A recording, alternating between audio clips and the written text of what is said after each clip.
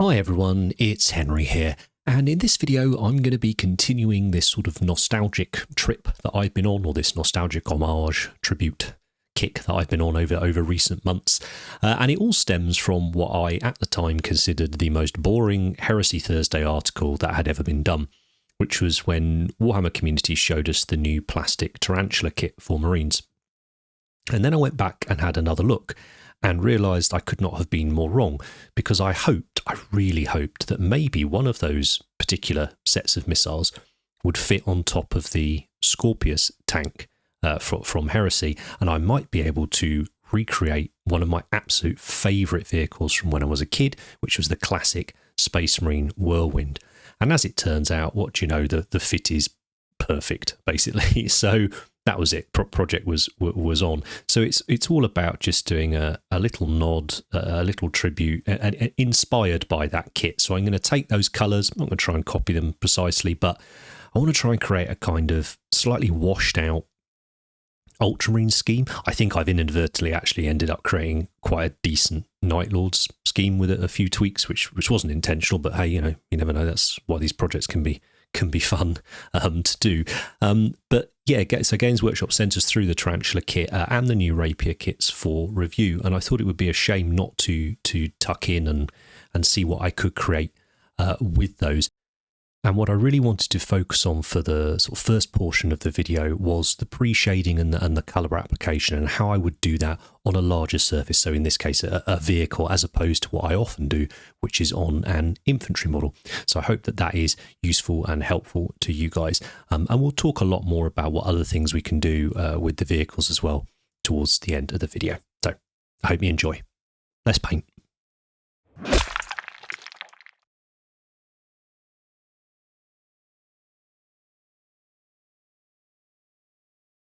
First up is the armour, and just a quick mention on sub-assemblies, because for this model I'm going to paint predominantly blue with a little bit of red.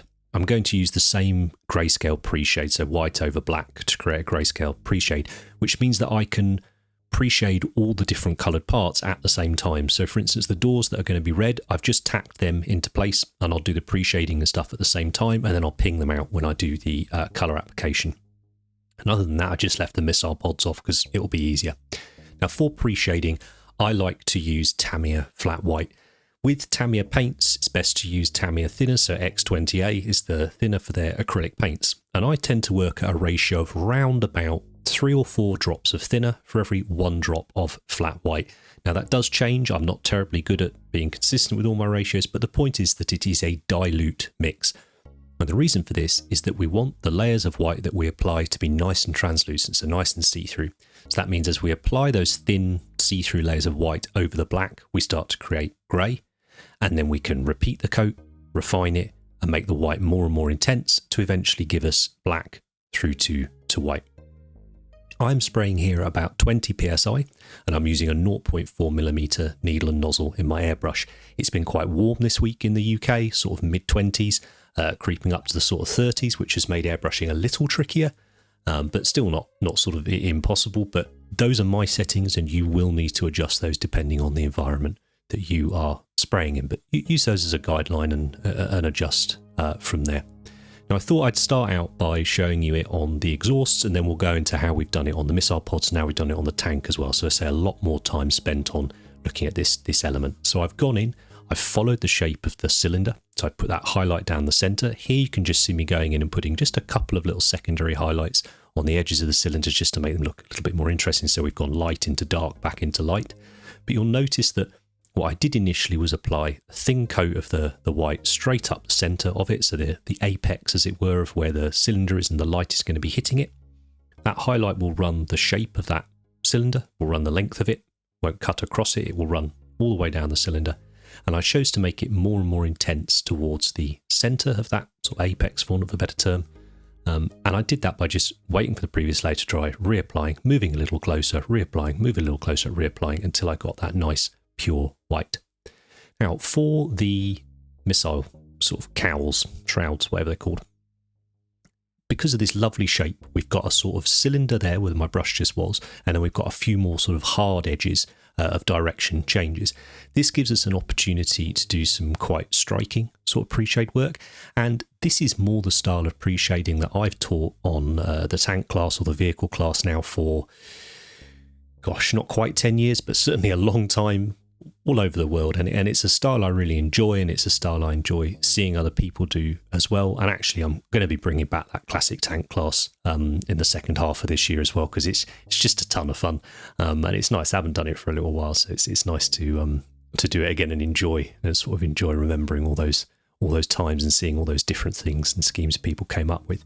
But this is one of the things that we would focus quite heavily on the class, which is the idea of creating light and shadow across nearly every panel that's on the model, and particularly moving the miniature around rather than moving our airbrush. So you see here, I'm not really changing where my brush is, the orientation it is, but I just move the miniature around. And I use, by spraying off the miniature in some cases, or angling the piece I'm spraying in such a way to deliberately mask where the paint can go. And what it allows us to do, as you see here, is create three quite distinct areas of highlight and shade, without doing any masking, without taping, all that sort of stuff, just by moving it around and understanding where that cone of paint that's coming out the brush will be able to hit. And then it's just a case of applying all of those sort of skills and theories to the rest of the miniature. Obviously, I've sped this up, but I quite like to start with the smaller elements on the model, almost as a warm-up, just to get my sort of eye in. And the only tip really that I would give with how I approach pre-shading the tank is I like to try and do a little bit on more or less all the areas, and then go back in and intensify it and enhance it as one, rather than working on one side of the tank until I'm done. And for me, I find it really enjoyable and really satisfying to try and light it, whilst in quite an extreme manner, a relatively realistic way. So for instance, there would be no reason to have, as I was pointing there, this strange sort of circular highlight just in the middle of the top at one of the sides. That to me shows a lack of understanding perhaps of or intention of what we're trying to do with the light. It's not realistic, of course it's not realistic, but what we want to try and make it do is make sense across the miniature and against itself. So therefore the top of the tank will almost certainly be the brightest part.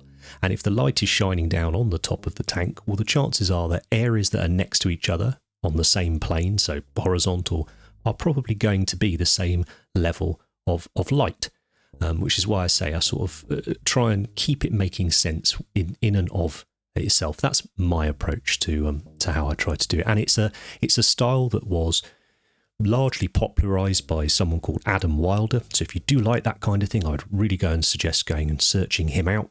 He kind of revolutionised it. Phil Stachinskas, who's at, I think he's still at Forge World, certainly was at Forge World for a long time, did loads in the Imperial Armour books. He was a big proponent of this style of pre-shading on panels as well.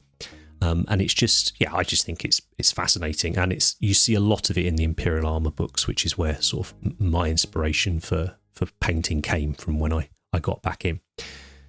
Now, when it comes to colour application, I'm going to use 3 shades of blue here.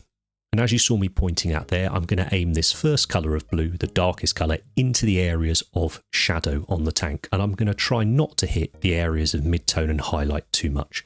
So I know there's obviously tons of shades of grey on the model, but we'll largely split it up into shadow, mid-tone and highlight.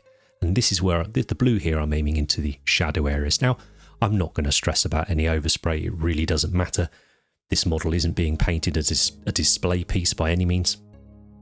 But, it's to illustrate a point and to have a little bit of fun. But largely, I'm aiming this into the shadows. I'm using P3 Cygnar blue here. I've thinned it about 2 drops of Vallejo airbrush thinner to paint. Personally, unless I'm using a Tamiya, I tend to use Vallejo airbrush thinner regardless of the normal water-based acrylic paint I'm using. The only one that I find can benefit from its proprietary thinner is AK. But generally I find life colour or Vallejo thinners seem to work very well for how I use the paint. And again, much like the pre-shade, it's just a case of I'm relaxing, I'm taking my time, I'm not trying to do anything in one go. That's the beauty of the airbrush, is it allows us to apply these lovely thin layers of paint. So the second, or the mid-tone I want to put in here, I'm going to aim for that area of mid-tone, so the area between where the black starts to turn into the white, so that the sort of mid-grey area. And because this blue is a slightly tricky one, because actually blue covers fantastically, but particularly if we were using, say, red or something, this is really important, because what it means is that our areas of highlight still have white underneath them. And if you have a colour that doesn't cover particularly well, something like red, that can be really helpful. Blue covers brilliantly, so actually pre-shades on a blue are not as important or impactful as on other colours, but I enjoy doing it. It's part of a painting process I love and helps me get to know the shapes of what I'm painting, and I just enjoy it, so don't regret it at all. Now there, my mix is a little bit wet, and the reason I know my mix is a little bit too dilute is that I've sprayed it on in the same amount in one area, but look, it's still wet even in this heat. Even 10 seconds after spraying it on, the surface is still really wet, and I saw the paint pooling and moving on the surface. So that's where I need to thicken the paint up a little bit, maybe move my brush back a touch, but just be aware of when that happens. Don't try and use a hairdryer or anything to dry it, because you'll just blow the drying paint around and you'll get these horrible sort of tide marks and ridges and things like that. But the mid-tone paint, so in this case the Caledor Sky, it's the smallest amount of the three blues. It's the smallest amount we'll see. And I did play around on a practice model just using the highlight and the shadow colour, but I did find that Caledor gave us a slightly more interesting mid-tone by using it. And here I'm going in with Altdorf blue as the highlight colour. So obviously, just like before, I'm aiming the highlight colour onto the areas of highlight. Because it's blue, I do have to be a little bit more careful because of what I was just talking about, because of it having great coverage. If this was something like red, you could just black this all over. It's not going to make any difference to the darker reds at all. It'll just show up on the areas sort of over the white. And what you'll find, particularly on these DMOS pattern vehicles, is sometimes the paint just won't quite go in some of these deepest recesses where the panels are. Don't worry about it. We'll fix that up later with a process we'll get to shortly. If you go in there and really focus on trying to colour them in, sometimes you'll end up with a slightly strange looking effect on the model. So I hope this stuff is useful and interesting to you guys. This is quite a lot more in depth than I tend to go already, and we're only, I don't know, like 10 odd minutes into the video, and it is quite a long one again, this one, so I apologise for that. If you guys sort of enjoy more of the sort of 20-minuters, this one's a bit longer and could have been comfortably twice the length if I'd been able to sort of have the time and do what I wanted to do. So this was it finished, and actually looking out on camera now, I don't know what I was worrying about. I think it looks great there. But I quite liked how when I'd done the exhaust, it looked that little bit more faded and washed out as a blue. I kind of preferred it at that point anyway. So I decided to basically go back in and fix it. So I'm going back in with the flat white and just spraying in the areas of highlight. Again, this is something I absolutely love about airbrushing, is that you can go back and tweak things because the layers of paint are so thin. You're not masking detail. You're not creating a build-up of paint and texture on the miniature. I could have perhaps mixed some white into the Altdorf blue, but that would have created a very different tone of blue as opposed to spraying it over the white, which, whilst it does alter the tone, obviously, of the paint that we put over the top, it just makes it a little bit more vibrant rather than further desaturating it. So then it's back in with the Altdorf Guard blue. And I actually think with a few tweaks, I really, really like this as an Ultramarines recipe. As I said earlier, I kind of think it came out a little bit Night Lordsy, but I wonder if actually that's to do with the red that I chose to use. But I've already done 2.5 Ultramarines armies, and I'm already tempted to do more after doing this. We've got the new edition of Heresy coming, and I'm sort of like, what shall I do for that? Maybe, maybe I'll do Ultramarines this time, but yeah, we'll see. But hopefully you can see there that is more of that washed out, pale, almost baby blue in areas, and I loved it at that time. I thought that was spot on. Now, speaking of the red, I wanted to keep this a little simpler, and one of the reasons I love painting red so much is that it works incredibly over a good pre-shade. So I've just sprayed the, whatever it is, Evil Sunz Scarlet, I think it is, over the grayscale pre-shade. And in the end, I think I gave it 3 coats. Again, I've thinned this at least 2 drops of thinner to paint. You can see all the mixes I'm working with are definitely heavier on thinner than they are on paint. Now, I had a look at this and I thought, do I actually need to put any more paint on there at all? Because this looks, to my eye anyway, I thought this looked fantastic. This was just the red I was after. Again, a washed out red. And couldn't really decide. Gave it a few more coats. Getting nice and punchy again because it's so weak. You were still seeing loads of the black, which was, you know, creating those darker tones. So really wasn't sure. And in the end, I decided to give it a quick test on the model itself rather than just spraying it straight on. And in case I didn't like it, and rather than getting a separate model to test it on, I've just used the bottom bit of the missiles here. So I'll just give that a few coats of the Evil Sunz before I try out the word bearers.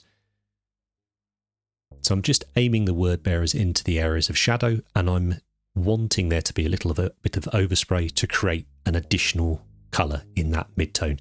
And straight away, one coat, I realised, yes, that was the right thing to do, because whilst it hasn't changed the shadow particularly, it has given us a more interesting mid-tone red.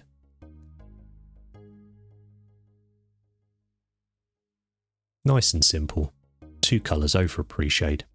And if I remember, I'll link to the pre-shade video, which focuses purely on, well, pre-shading as the name suggests, really. Now, on to decals.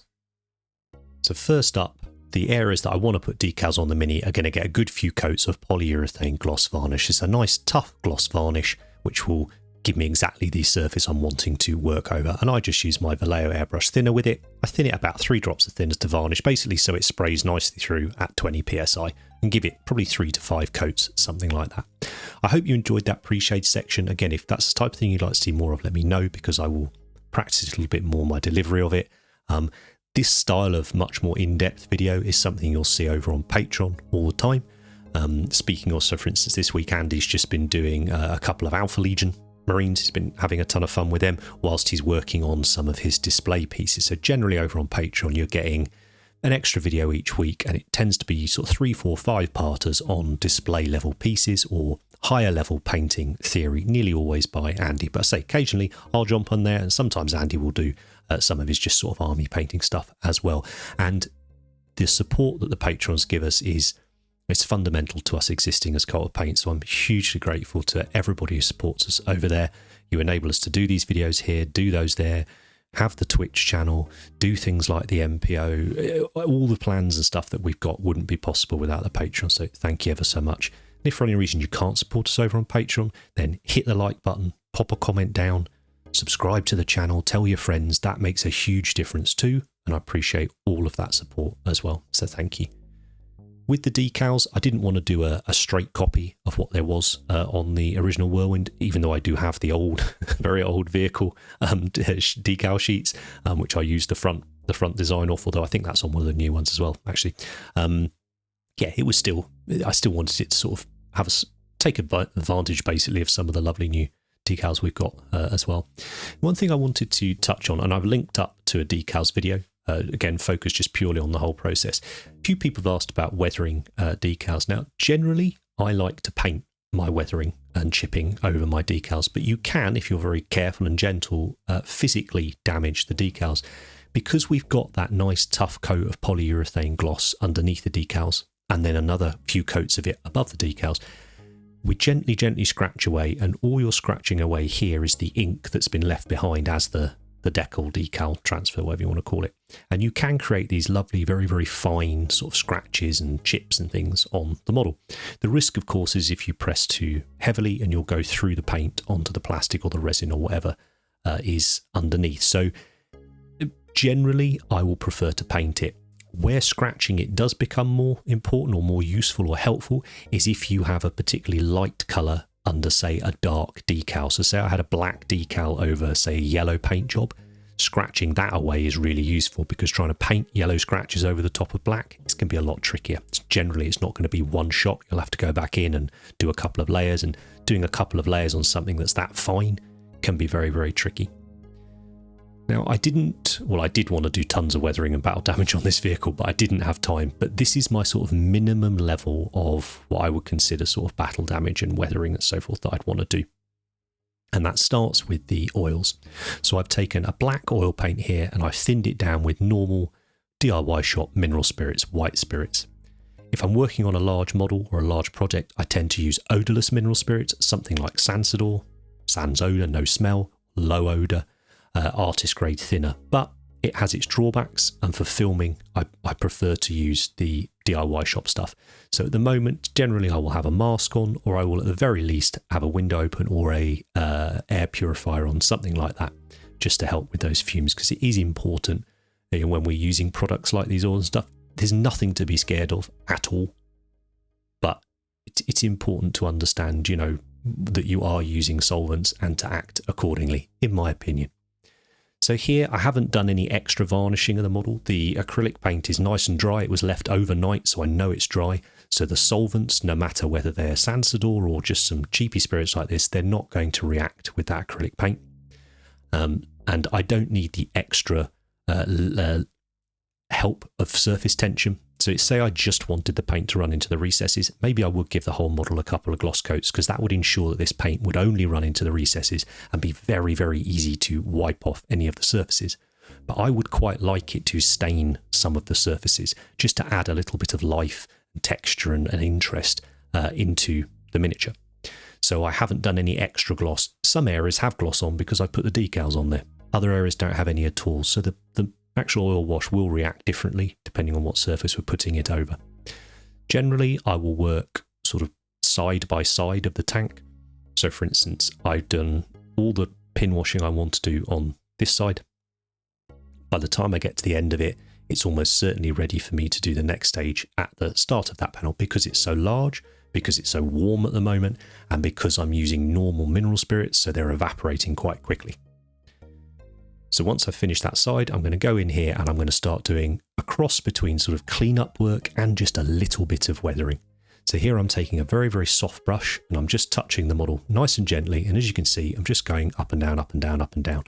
And what that's doing is cleaning some of the oil off the highest areas, but also it's creating this lovely streaky texture on the model. And I've chosen to use black basically because I'm playing around with higher levels of value contrast when I'm doing these sort of older, more nostalgic inspired projects. I wouldn't say I'm painting them in an old way, but you know, the old heavy metal was very, you know, everything looked just really easy to look at, really well defined. And one thing that I think you can sort of help with that is by having really, really dark shadows and really, really light highlights, because it just separates them out nicely. So that's something I've tried to do a little bit more when I've been doing these paint jobs. Now, because I'd only just applied that oil, it was still, the oil obviously was still not cured, but there was still quite a lot of mineral spirit on the surface. Once I'd left it for a few minutes, I went back in and repeated the process, and it was even drier, and you see how easy that was to even refine it even further. But that whole tank, I used less than 2 mil of white spirit, and you can see the pot of oils that I made up there. There's still tons of it left, so you really don't need much. If you don't want to do anything with oils, I would encourage you to go and watch a video I did on a Dreadnought where I use only acrylic paints instead of oils to get a very, very similar effect. So I should have said that before the oil section, really. But yeah, go and check that out. If you still don't fancy trying oils, you absolutely can achieve very, very similar to what we've done there with oils, just using acrylics. And then to complement that oil wash, that sort of dirt and grime, I'm going to go in and do a little bit of chipping. So I would consider this minimum levels of battle damage, just as I would consider the oil the minimum level of weathering that I would like to do on a model. I think a lot of miniatures, how's the best to phrase this? I don't think every model requires the same level of battle damage and weathering, but I enjoy putting that storytelling on the miniature. But for instance, I think it would be very unlikely to see an Ultramarines vehicle like this covered in rust and corrosion.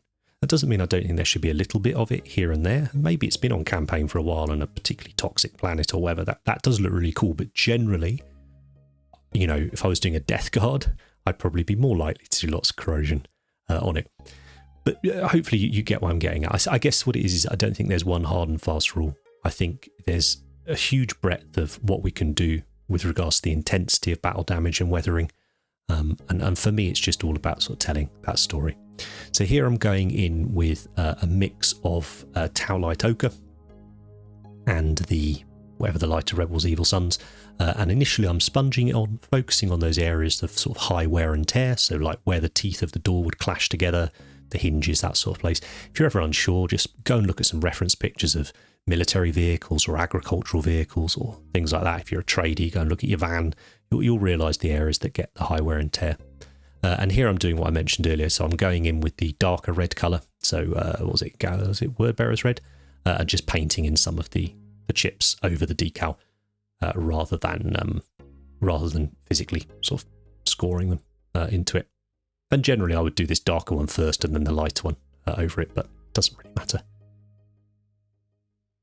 So after I'd done the sponging, obviously I went in with the brush and just did a few more scritches and scratches here and there. This is what I call like just tippy-tappy chips. It's kind of edge highlighting, it's kind of weathering, it's battle damage, you know, it's just, in my eyes, it helps tell a story and define the areas on the miniature. And then for the blue, obviously I'm doing exactly the same process. What I've tried to do in this video, guys, is give a sort of smaller area of the tank where I will talk through exactly what I'm doing, and then I'll show you a clip like this on a larger area of the tank just to repeat it and kind of reinforce it.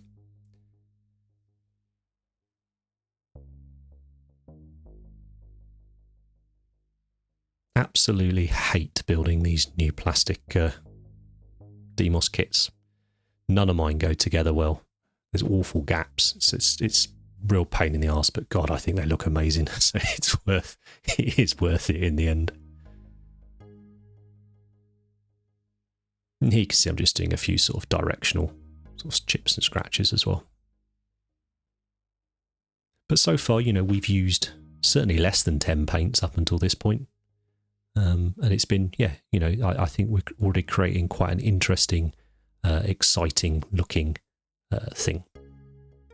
Now, I was a bit of a wally with the exhausts. I wasn't concentrating. I was chatting away to my buddy Dan about Cathay. I think we'd just seen some of the Cathay articles on Warcom when I was filming this, and we were chatting away about them. And I wasn't concentrating basically on what I was doing, and in the end ended up painting the exhaust the wrong way around. And by the wrong way around, I mean normally when I do this sort of heat discoloration of them, I would start with this lighter colour, this Seraphim Sepia. But what I would want to do would be to have this towards the bottom of the exhaust area, so as if it was the first area of the silver becoming tarnished. And then what I would normally do is spray the top section with this Agrax Earthshade where it gets darker. So essentially what we would do is make it go light to dark, bottom to top on the exhaust. Because I wasn't concentrating, I've done it the opposite way around. But actually, I thought it looked quite cool, so I decided to leave it as it was. And I hate these exhausts, so them being in halves, I rushed it. I didn't spend the prep time I should have. The join line that runs down the middle of them is enough to keep me awake at night. But we're on a deadline, so we've got it done. It doesn't affect the instructional elements of this video, so try not to worry about it too much. But yes, typically I would do it the other way around. But actually, I did think it looked pretty cool. So I've left it going that way. And then for the soot at the top, I love to use Flat Black by Tamiya. But any black that's really, really matte finish works very, very well. One thing that I find is if paints tend to have a very, very matte finish, often they don't seem to airbrush quite as nicely. Whereas Tamiya airbrushes beautifully because it's what it's designed for. And if a Tamiya paint says flat on it, generally that means it's got a matte finish to it. So here you can see we're spraying almost top down and then slightly from the sides. Again, just to build up the layers of black and sort of soot on the exhaust. And again, this is everything on the tank really is the bare minimum that I would do on a vehicle.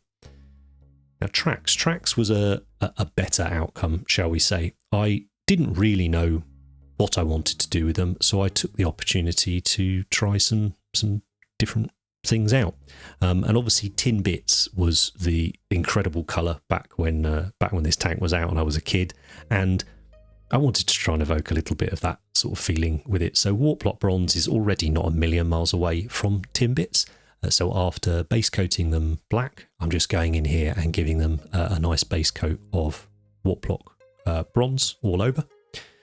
And this is just the wonderful thing about this hobby, isn't it? I must have painted well over 100 rhinos in my life, and I've never painted the tracks like this, and I think they look super. And this is definitely a recipe that I will revisit and tweak, and may well become a staple for me So next I'm doing a very, very heavy sponging of Runelord Brass.